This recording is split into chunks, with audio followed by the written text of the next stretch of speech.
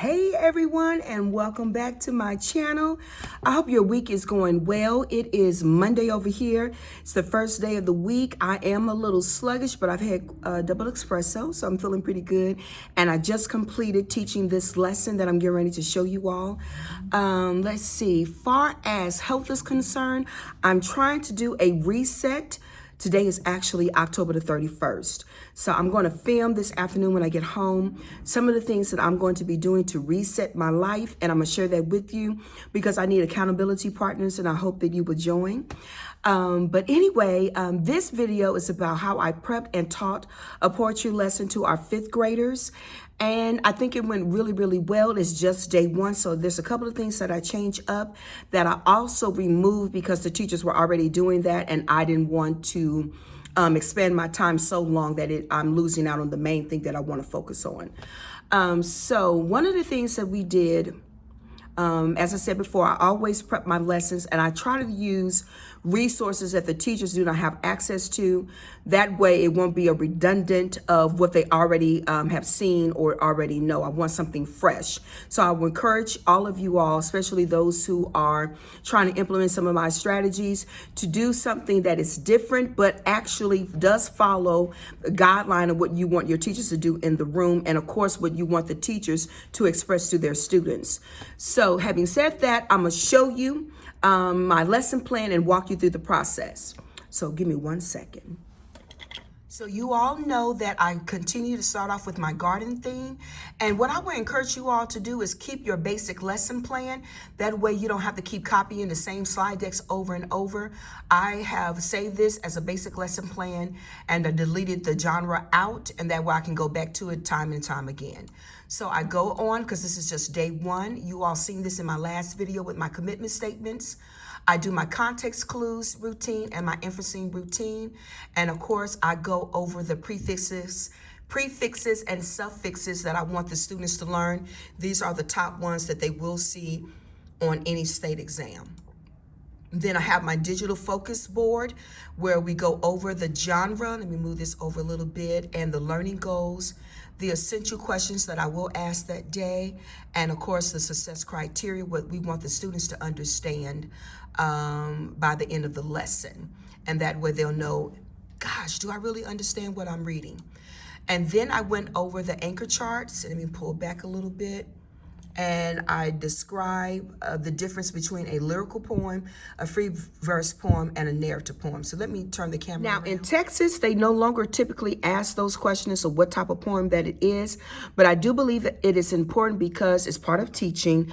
And also, you never know when the state may change it up. So to be on the safe side, I will advise you to go over the 3 types of poems that students will see depending upon their grade level.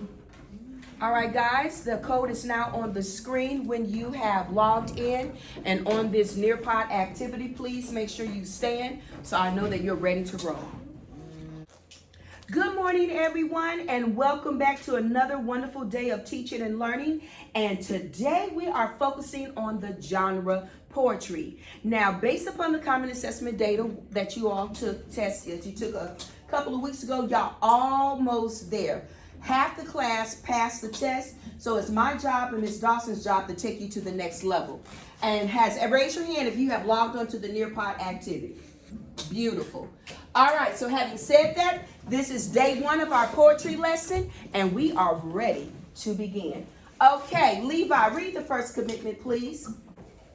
So having said that, thank you for your commitment. Everyone turn to your neighbor and tell your neighbor, what commitment will you do today? What commitment will you do today?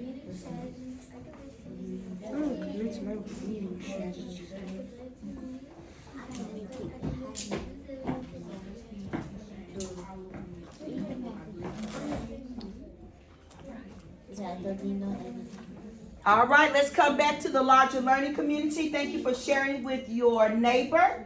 All right, so you all know what to do. This is time for our context clue routine.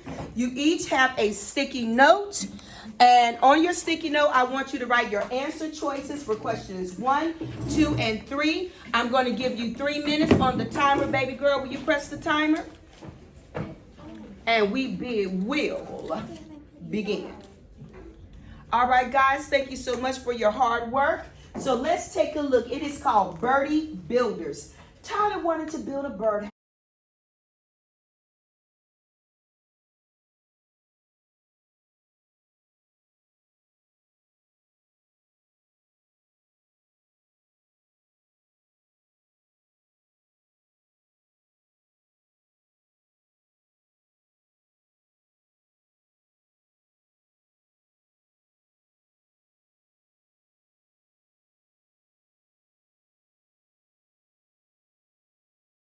What's the word accurate mean in the story?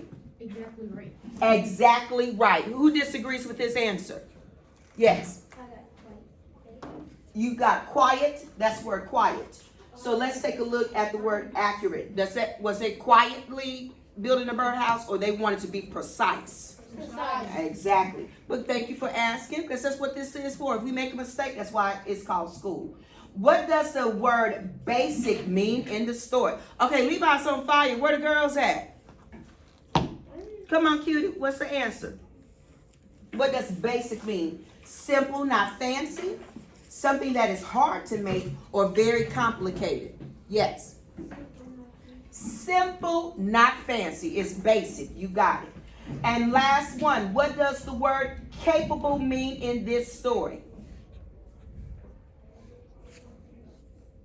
Able to do something. You are absolutely right. Able to do something. Does anyone disagree with Dee's answer? We all agree? Okay, give yourselves a round of applause. That was fast. All right, next up is inferencing. Please read the paragraph and what can we infer about the emperor? Are we making a guess? No. No. What do we must supply? What does your teacher tell you every day? I need what? Evidence. Evidence. Text what? Text clues. Text clues, text evidence. All right, begin.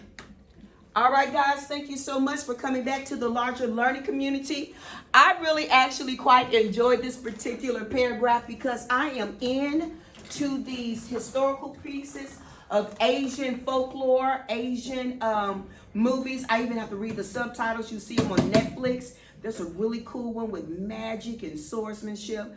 Love it. So when I thought about the emperor, I thought about the movies I'm into right now. So having said that, what can we infer that the emperor was? Because he only liked to do one thing. Hands up. Let me call on someone I didn't hear from the last hour.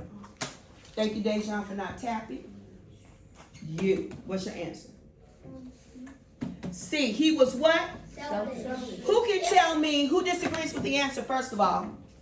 No? Okay, why do you say he was selfish? What happened in the text to go like, man, this dude is selfish?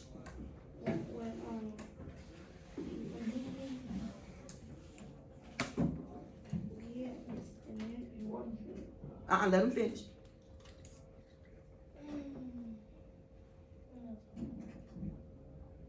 I see you looking at the right. Just read it.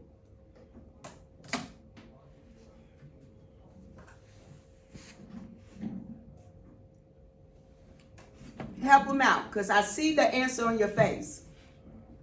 Go ahead. He did not care for his soldiers. He didn't even care for his soldiers. Is there any other text evidence that proves that he was what? Selfish. He spent all his money On what? in order to print. No. Walking around in his fancy outfits. You got it. He didn't care about the soldiers. Didn't even care about his soldiers. Good job, class. All right, so it's now time for awesome words. I'm going to say the prefix or suffix. You give me the definition. Pre. Before. Before. Un. Not. Dis. Opposite. Re. Again. Miss. Wrongly. Less. Not able to. Lead. In a way. Able. Can be done. Full. Full of. All right, let's go backwards. I'm going to do the definition. You do the prefix or suffix. Before. Pre.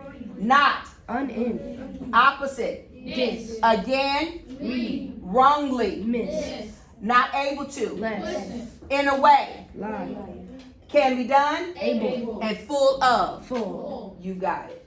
All right, so we're now going to focus on our digital wall. So the goal this week, read it to me. I am learning. I am learning Finish the sentence. I am learning to describe the Elements elements of of a poem.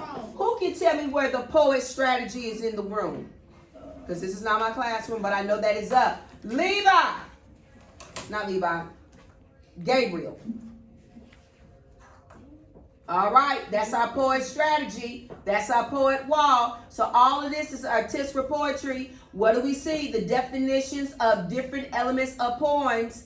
So I shouldn't see anybody going, oh, what does that mean? We're going to look up where, point to it. You got it. Okay, so so let's go over some of the essential questions. How are the stanzas in the poem alike? Ooh, and that's a clue for today because it's about the theme of the poem. Hold on to that because that's a trick question. I'm gonna come back to it. How can the reader tell this is a free verse poem? How can the reader tell this is a narrative poem? And then how do you know the definition and define the understanding of a poem? What strategy will you do? Ooh, I'm giving a treat. Who can tell me? What's the strategy? Ooh, Levi. Go to the text evidence. That is true, but what's the name of the strategy? I see Gabriel say he ready. What is the name of the strategy? No! Guys, it's called poets. What is the strategy? Poets. Poets. And if we can fill that out, you will understand. So read it with me. I can read the question. And circle the key words. I can use the what? Poet's strategy. And I can analyze the poem and determine the characteristics of the poem. By the end of today's lesson, you will know the poet's strategy. Tell your neighbor, say neighbor. By the end of this lesson, I will complete the poet's strategy. Okay, let's go. All right. So some of y'all are like, well, Miss Babasola, I am a little confused on lyrical versus free verse versus narrative poem. So let's take a look at these. Because lyrical to me can be a little difficult to understand, but it has a rhyme scheme. The ends of the stanzas do what? They what? Rhyme. Lyrical poetry, what do we listen to? Well, some of us listen to almost on a daily basis. That's a lyrical poem. Music, namely what type of genre? Rap music, you got it. So it's often set to music and has a beat. That's a lyrical poem. Then, of course, it's free verse. That means the poetry does it rhyme? No. Does it tend to follow the natural pattern of speech? Yes, it's like you're talking. And for example, the fog comes on a little cat feet. It sits looking over the harbor of the city and the silent sounds, then moves on. But a narrative tells a story. It includes story elements and it's in a point of view. Either it is in the third person point of view or the first person point of view because it is a character within the story or it has direct quotes. So it uses figurative language, can be written from different points of view, first and third person like I just said earlier, and it has a purpose to entertain. That's a narrative poem, and we're going to see some of all three. Yes, baby? How do we know if either one of them, say if we have a lyrical poem, but it's actually a free verse? It can't be, because a lyrical will rhyme, a free verse does not. So lyrical poems... Yes, that's exactly right. Lyrical rhymes, free verse doesn't. That's how we know the difference. All right? And that's a very good question. Because I'm going to tell you the truth. Sometimes I forget. I got to go, wait a minute. Because I think of lyrical poem, I think of music. But then when people stop me and ask, Miss Babasola, what's the difference with a free verse? I got to keep reminding myself it doesn't rhyme. All right. What am I learning? Tell your neighbor.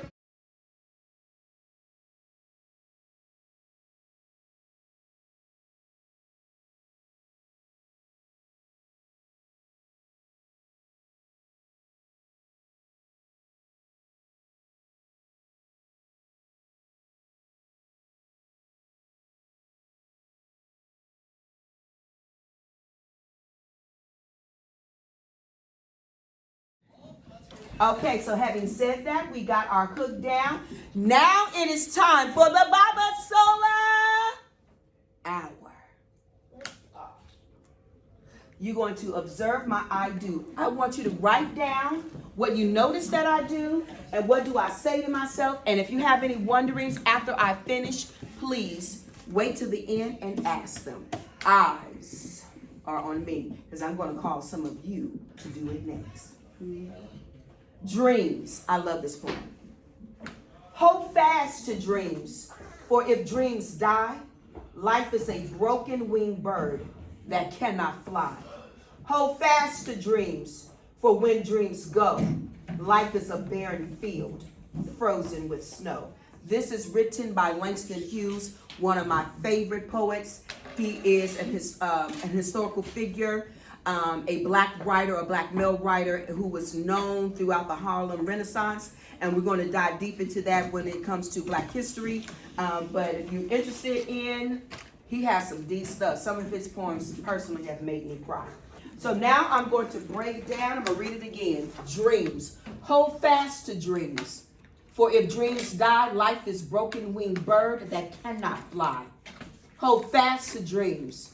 For when dreams go, life is a barren field, frozen with snow. So now I'm going to do the strategy that I'm asking you all to do. And so I'm going to underline my title, and I'm going to number the lines. So I now know there are 8 lines. I see the space, so I know this is stanza 1 and stanza 2. So there are 2 stanzas. I know that this is a not a free verse because I have rhyming words. Die, fly,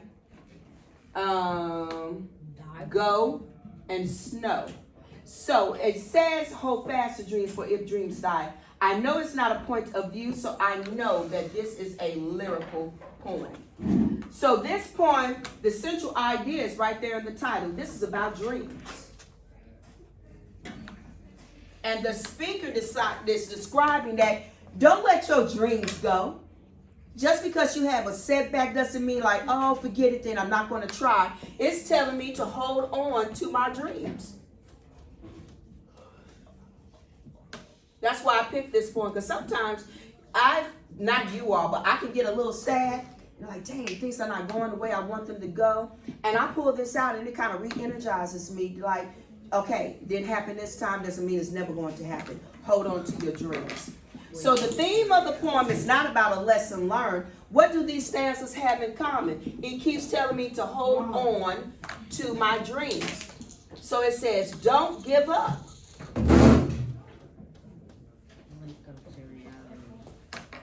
And the speaker in the poem is a person who's telling me, third point of view, to hold on to my dreams. Because it's not a character in the story, because there's no I, there's no me. It's not even direct quotes, but I know it's a third person point of view.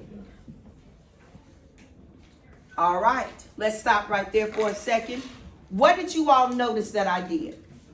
Levi. All right, so you number the paragraphs and you numbered the lines, and then you said it was 2 stanzas, and then you was writing what you was talking about in the story. All right, very good. What else did you notice that I do, Gabriel?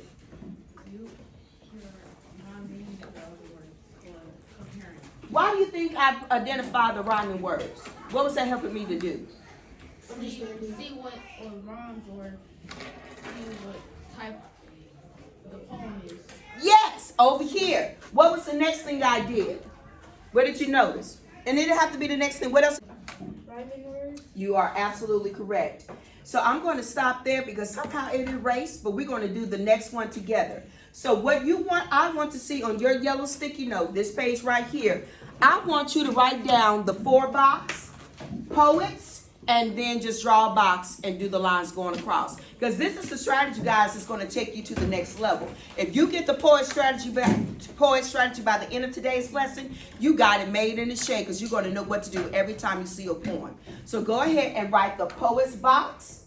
And I'm going to go to the we do. We know we're going to read twice, answer, underline our text evidence. So having said that, we're going to go over this one. But instead of you're doing it on the screen, I want you to write this on your paper.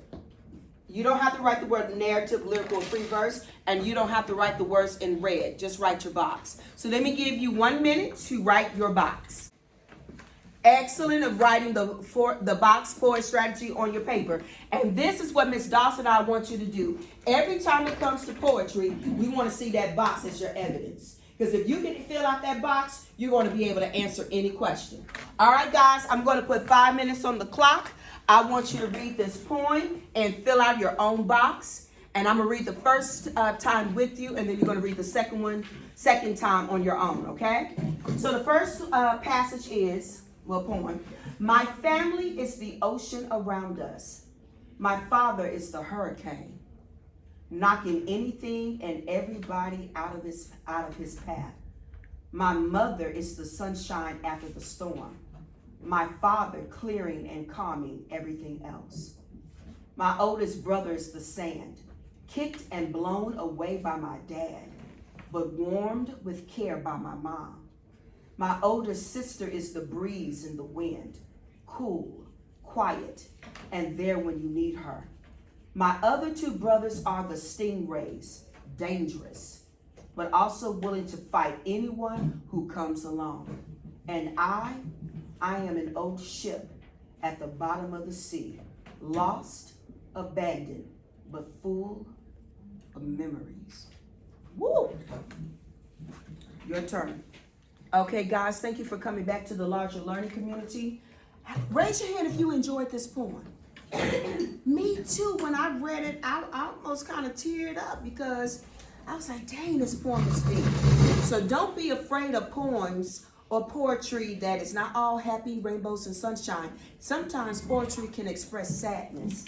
So in this case, the title of this poem is The Ocean Around Us. My family is the ocean around us. It says, my father is the hurricane, knocking anything and everybody out of his path. First question, let's do the lines and stanzas.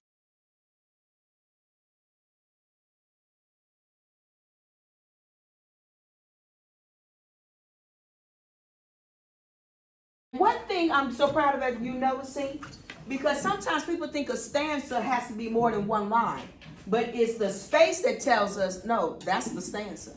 We see that? That's a stanza. That's a, got it. So it was 7 stanzas. Raise your hand if you can tell me what type of poem this is.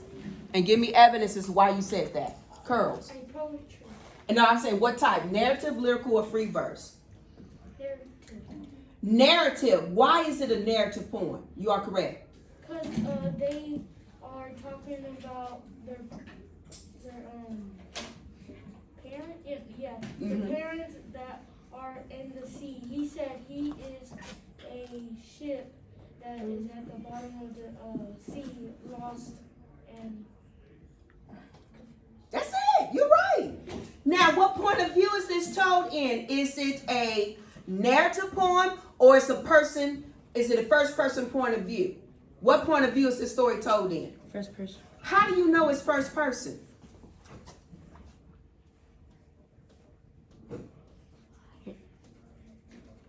What's the evidence that proves this is first person? Who can help them out?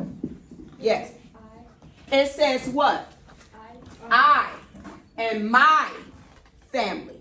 So we know the person is speaking is inside of the poem. You got it. Now check this out. Did you all notice I didn't go in order? I went from poet to speaker. Do you have to do speaker last? No, I do speaker next. I want to know who is talking when it comes to this poem. So just because O is next in the acronym doesn't mean I have to do O next. So now, what is this poem really about? Ooh. Hands up. Yes. The family. It's about the family. Is it a little chaotic? Yes. Why? How do we know it's a little chaotic? Yes.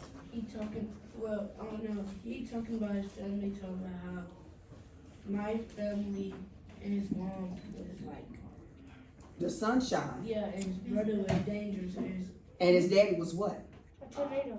Or a tornado. Hurricane. Does that not describe somebody? Yes. Ooh, when I read that, I was like, ooh, that's what do they call that? Not a lyric.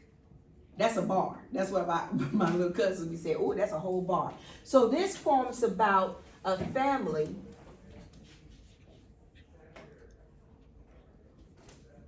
that's a little chaotic. All right. The speaker describes whom? Each of his what? Family members. Let's see. Let's prove it. He said the father is a hurricane. What does it say about his mother? She's the Sunshine. The sunshine. What does it say about the brother? The sand. He's the sand. Then it said his sister is the wind. breeze and the wind. You got it. He said the other two brothers are the what? Stingrays. And why? Because they're what? Dangerous. And he said he's the what? At the bottom Oh shit. of the sea, lost and abandoned. God, dog. Buffoon. Does he feel happy? No. He's feeling a little what? Sad. He not only sad, he feels abandoned. When you are abandoned, are you together? No. You all are what? Alone. All alone. So the speaker describes each family member, and some of them he's actually saying kind things, and some family members he's not. Who does he kind of sort of like? Of course, his what? His mom, his brother, and sister, And his dad. sister. But the dad, is that a happy emotion? No. And his two brothers that he says are dangerous, are they? But it's kind of in between. Why do you think it's in between with the two brothers? What does he say about his brothers, though? That's actually kind of positive. That they are. They're willing to come to But come. also when Some pop out. to fight, Anyone that want comes to along. belong. So he knows that they'll protect him, but he also knows that they're what? Dangerous. You got it. So now what does these stanzas have in common? The theme. It's all about, tell your neighbor, discuss with your neighbor.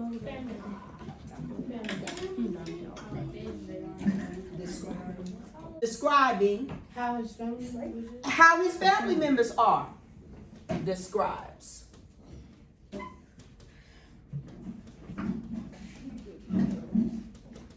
You got it. Excellent job. Very good. Now, we're going to move on. Y'all feeling comfortable about the poet strategy? So let's go over it. We did our lines and our stanzas. We know that it's a narrative because of the word my. We know that every poem is not sunshine and rainbows, as this poem tells us. Was this a lesson he learned at the end? No. The theme was each stanza was describing a family member. And we know it's first person point of view. I went from P to S because I like to identify the speaker next. Do I have to go in order? No. No. So having said that, it's time for you to do the next poem on your own, and I'm going to give you 10 minutes. Friend, put 10 minutes on the timer. All right, I'm very proud of you all. I see that you all have written your poet's box, and now I need you to make sure that you read this passage twice, because we're going to make sure that you can do this poet's box on your own. I'm going to be coming around the room taking a look. Good luck. The timer has started.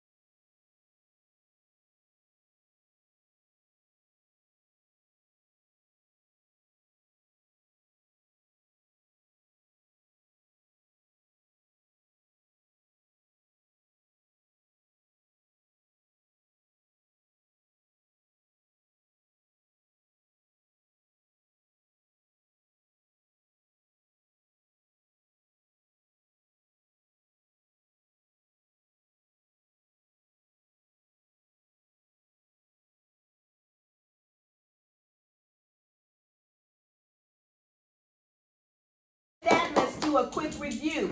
What did we learn today? Hands up. And y'all better give me the box. What is it called? The poet's what?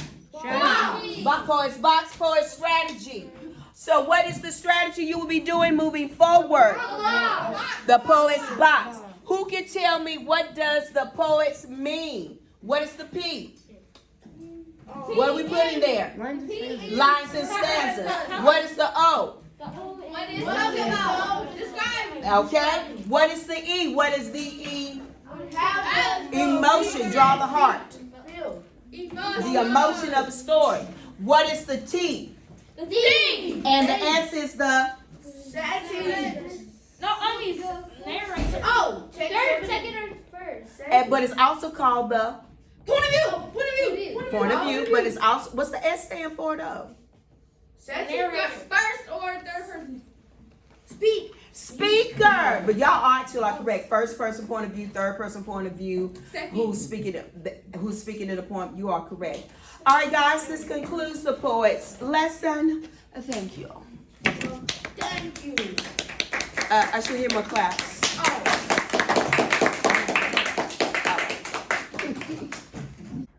So I hope that you enjoyed today's lesson. If you have any questions or upgrades, feel free to leave it in the comment box below. And I'm going to model up other attributes of the poetry lesson as the days go by. And I will be uploading those videos. And, oh, you know what? Somebody asked me, in fact, some of my teachers, Miss Papa, so you always look so nice. And I thought that was just the sweetest thing. So I'm going to share some tips. That's going to be probably my next video on how to have a productive week and not feel so stressed when you're going to work. And I'll share that with you next. So having said that, I hope you are having a beautiful week. And until the next time, I wish you much peace, lots of joy, and of course, many blessings. All right, guys. Bye.